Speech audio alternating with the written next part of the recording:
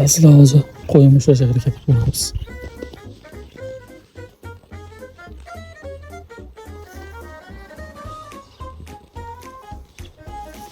Yo'q aka.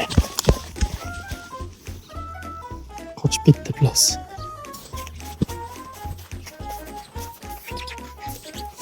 Xullas shunaqa gaplar. Azizlar hammaga yaxshi kayfiyat tilaymiz. Biz mana shu bog'larda har kuni shartlarda chiqib yuramiz. Shunaqa gap. Ko'rasizlar. Shug'ullanadi. Endi bu joylarga e'tibor bermaymiz, o'zimizni bog'laymiz.